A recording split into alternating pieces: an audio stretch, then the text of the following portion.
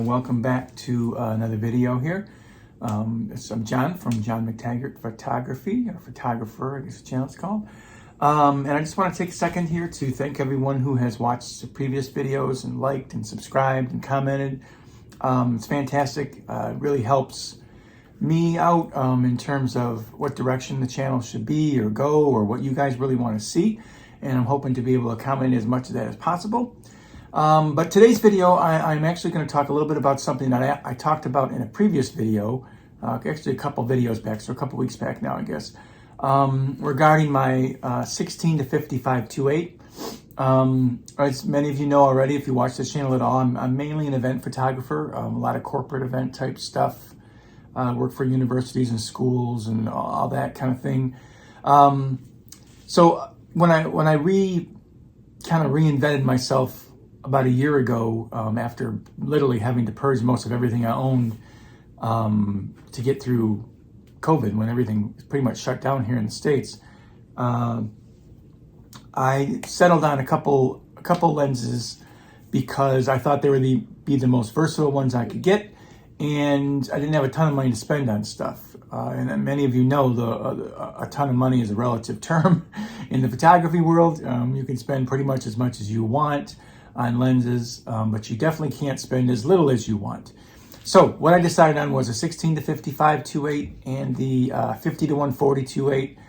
Just zooms, these red, what do they call them? Red badge, Fuji red badge lenses. Super good reviews, super good reputation. Don't know too many people who don't like them. Know some people who aren't in love with them. But nonetheless, I thought they would fill in the gaps for me and help me pretty much handle anything that a client would throw my way. And they did that. But what I've done here now is that business is starting to, I don't want to say normalize, but it's actually moving in the right direction, it seems, which is wonderful. I have sold my 16 to 55, which I sort of toyed with the idea of doing that for a little while now. I love the Fuji primes. It's by far the strength of their lens lineup, I believe anyway. Not to say that their zooms are bad. It's just their prime lenses are really, really, really amazing. I don't care which ones you're looking at, if it's those Fuji ones with their f2s or some of the faster lenses. I own 35-1.4. I've had it. It's one of the few lenses I kind of held on to. Love it. Absolutely love it. It might be my favorite portrait lens that I own anyway, and I like shooting that 50 millimeter format regardless. But what I've done is I actually traded in my 16 to 55 to one of the few local camera shops left here when I saw that they had this in stock. So this is the 16 millimeter f1.4, sorry. 16 millimeter f1.4 lens. I have had this lens before, and this was part of the I had to sell as much as possible to pay the house payment purge a while back. It pained me to get rid of it. It might be my favorite lens in the entire Fuji lineup that I've at least used. Not that I've used all of them, but I've used a good portion of them, both professionally and personally.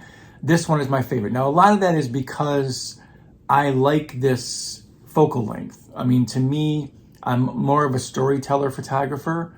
I don't know. I mean, you could use this for portraits. I've seen some stuff online, even on some YouTube videos where guys do amazing environmental portraiture work with this lens, and I definitely want to try that. The situation comes up every once in a while where I might be able to pull that off. I'd love to try that. But for me, my photojournalism roots still extend into what I do now for events, as much as possible anyway. Now, there are still grip and grins and all that stuff, and maybe we'll make a video a little bit more on what it means to be an event photographer. Not that, I don't know if a whole lot of you will be interested, but maybe. But anyhow, this is my favorite lens in the Fuji lineup that I have had the pleasure of using so far. I like the 90 f2 as well. So I saw this come up at the store used. The prices were pretty much matched for what I would be able to trade in my 16 to 55 for, and what they were asking for this copy. I think I might have actually made a little bit on it in terms of got a little bit of money my end from it. I can't remember. But so this is what I've done. The 16 millimeter f1.4 kind of traded it in. So that gives me a 16 millimeter prime as well as the 35 1.4. Now that lens I'm definitely going to keep. The next question I have, and maybe you guys can comment below to shoot, at least give your opinion on it. I have a 50-140, great lens. Did a review on it a little while ago, a little bit of my thoughts on it. It's amazing. It's super versatile. I've used it for everything from collegiate volleyball and soccer games to events and even a portrait or two. However, it's a 2.8 lens, and a lot of my stuff is indoors, and a lot of it's indoors in, I wouldn't say well-lit areas or halls or, conference rooms or whatever it might be. So I'm thinking of selling that and trying to get a 56-1.2 as well as a 90 f2. Now I know it won't jibe in terms of the dollars wise. I'm gonna have to expend a little bit on my end, but just some thoughts on that from some of you guys that might use those professionally. I've used the 90 professionally before, f2. I absolutely loved it. Of course, it's not quite as much reach as the 50-140, but it is faster. And I actually think the image quality is a little bit better, although I'm not a pixel peeper by any sense. I believe that the story is more important than the image. But, then the actual nuts and bolts or the technical parts of the image. But either way, the 90 f2, I have not used the 56. I owned one a while back for about a minute. I bought it. I don't even think I took 10 pictures on it.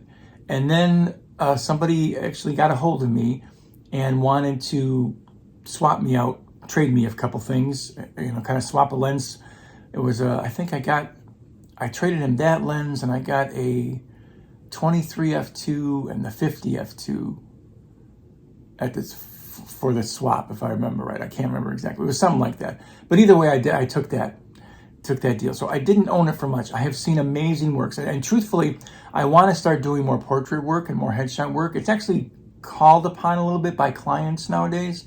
And this is kind of a part of a bigger discussion here, but where you have to be, in my opinion anyway, you have to be a little bit more versatile if you're going to make a photography your living.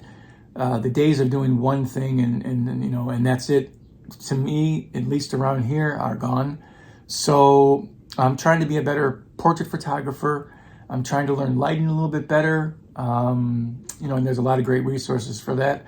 So anyhow, that's my thoughts, is to get rid of all my zooms and try to build a lineup of just primes with my X-T3, my X Pro 1, and hopefully an X Pro 3 is my goal. It'd be great, but we'll have to see. So anyhow, just want to keep you guys up to speed and get your thoughts on some things. Anyone else that has any experience with this lens, I'd love to hear from you. In terms of, especially how you use it. It's a great focal length for storytelling, and it definitely gives a lot of context to every photo that you take, which is what I love about it. But some people might not feel the same way. But if you guys have used it for portraiture in particular, please let me know. I'd love to see some of your work or hear from your experiences on it. So that's about it for today. Kind of short and sweet. Thank you guys so much. If you like what you see, please click subscribe. Click that little bell alarm button so you know when a new video comes out. And by all means, any ideas for future videos, and that would be fantastic. I enjoy this so much, and I really appreciate everyone for tuning in and commenting and liking. It means a lot. So until next time, guys, thanks. Stay safe, and we'll see you then. Happy shooting. Bye.